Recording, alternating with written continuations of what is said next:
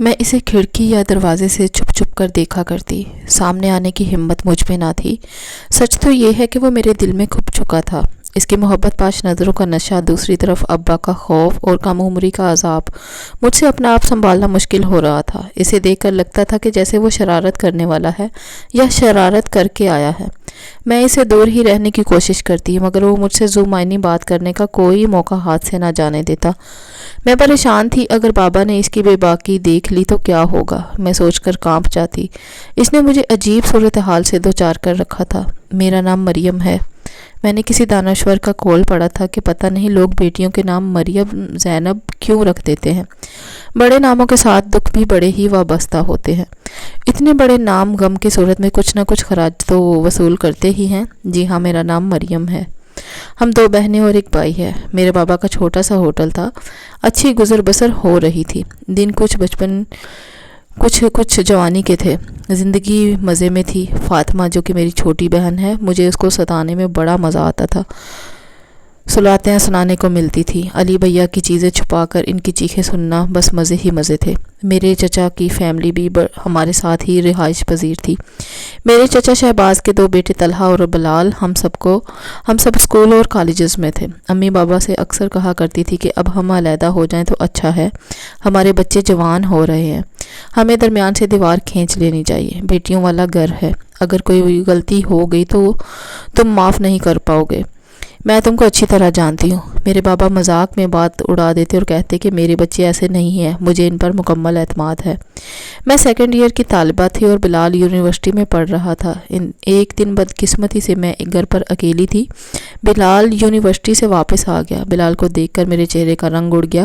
سب گھر والے کہاں گئے؟ بلال نے مجھ سے پوچھا۔ امی اور چچی بازار، باقی سب اسکول اور کالج۔ بلال کا موڈ ایک دم بدل گیا۔ وہ میرے قریب، بالکل قریب آ گیا۔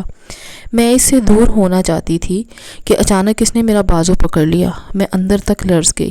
بلال بھیا، کیا مذاق ہے، چھوڑ دے مجھے۔ میں نے التجا کی۔ اس نے سختی سے میرا بازو پکڑ رکھا تھا۔ تمہارے اس گریز، شرم و حیا اور گھبراہٹ کو میں کیا سمجھوں؟ اگر تم مجھ سے شادی کی خواہش مند ہو تو بابا سے بات کرو، میں نے لرزتے ہوئے کہا۔ اس دن سے میری بدقسمتی کے دن شروع ہو گئے۔ اچانک بابا ہوٹل سے گھر آئے۔ چائے کے لیے فریج سے دودھ نکالنا تھا۔ بابا کو دیکھ کر بلال نے میرا ہاتھ چھوڑ دیا اور سر جھکا کے باہر نکل گیا۔ رات کو جب میرے چچا شہباز گھر آئے تو بابا نے نہایت صدمے سے چچا سے کہا، اب میں بلال کو دیکھنا نہیں چاہتا، یا تم یہ گھر چھوڑ دو یا میں یہ گھر چھوڑ دیتا ہوں۔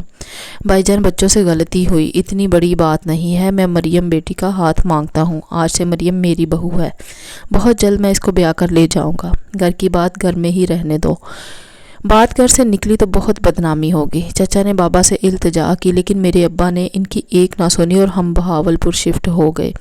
میرا دل پڑھائی سے اچاٹ ہو گیا۔ ایک تو بلال جدائی اور دوسرا بابا کا مجھ سے لا تعلقی۔ غلطی بڑی نہیں تھی، بعض دفعہ والدین بھی اولاد کے لیے آزمائش بن جاتے ہیں۔ میرے دل پر آبلے پڑتے چلے گئے، پھر وہ ٹھیک نہ ہوئے۔ بلال سے بچھڑے اور بابا سے ہم کلام ہوئے مجھے 6 سال کا عرصہ گزر گیا تھا۔ ہمیں رشتہ داروں نے بتایا کہ بلال کی شادی پھپھو کی بیٹی سے ہو گئی ہے۔ پھر پتہ چلا کہ بلال کے 2 بیٹے ہیں۔ ایک دن اچانک بابا کے ساتھ چچا ہمارے گھر آ گئے۔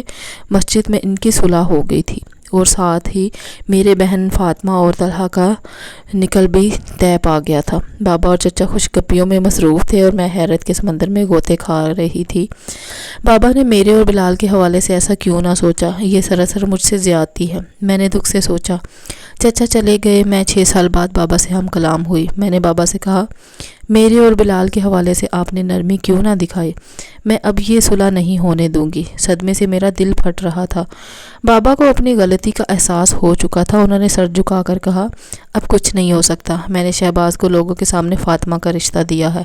میں نے ایک بار پھر بابا سے کہا کہ میں یہ صلح نہیں ہونے دوں گی، لیکن بابا نے زندگی میں صرف اپنی منوائی تھی۔ فاطمہ کی شادی کی تیاریاں زور و شور سے شروع ہو چکی تھی۔ روز بازار کے چکر لگائے جا رہے تھے۔ فاطمہ بے حد خوش تھی۔ ایک دن فاطمہ نے میرا اداس چہرہ دیکھ کر بڑے غرور کے ساتھ کہا، میری اور طلحہ کی شادی میں رکاوٹ مت بنو، تمہاری بدقسمتی کی میں ذمہ دار نہیں۔ فاطمہ کے الفاظ مجھے مشتعل کر گئے، لیکن میں خاموش رہی کیونکہ خاموش رہنا وقت کا تقاضا تھا۔ شادی کا دن آن پہنچا۔ میں صرف بلال کو تلاش کر رہی تھی۔ جیسے ہی میری اور بلال کی نظر آپس میں ملی، ہمیں سکتہ ہو گیا۔ بلال نے دونوں بیٹے ماں کے حوالے کیے اور میری دوست کے گھر چلا گیا۔ میری دوست نے مجھے بلال کا پیغام دیا، بلال تم سے ملنا چاہتا ہے۔ میں اپنی دوست کے گھر آ گئی۔ اب مجھے کسی اور کا ڈر اور خوف نہ تھا۔ بلال کو ایک عرصہ بعد دیکھ کر میری آنکھیں دریائے راوی بن گئی۔ وقت بہت کم ہے، اسے رونے میں ضائع نہ کرو۔ جلدی سے بتاؤ تم کیا میرے ساتھ کورٹ میرج کرو گی؟ میں نے ہاں کر دی۔ مجھے کسی کی کوئی پرواہ نہیں تھی۔ مریم، میں شادی شدہ 2 بچوں کا باپ ہوں۔ پتہ ہے بہت ہنگامہ ہوگا، لیکن میں تم تک کسی کو نہیں آنے دوں گا۔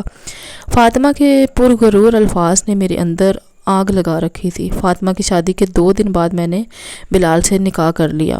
یہ خبر میرے گھر والوں پر بم بن کر گری۔ میرے ماں اور باپ بار بار بے ہوش ہو رہے تھے۔ میرے بھی پیغام بھجوا دیا کہ تم اور فاطمہ اس گھر میں دوبارہ داخل نہ ہونا۔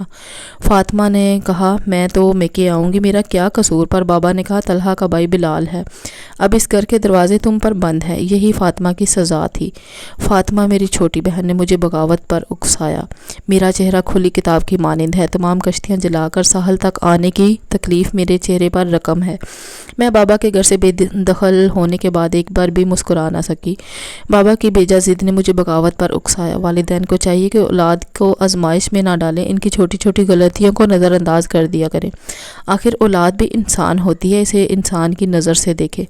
مزید اچھی ویڈیوز دیکھنے کے لیے پلیز میرے چینل کو سبسکرائب کریں، لائک کریں اور شیئر کریں۔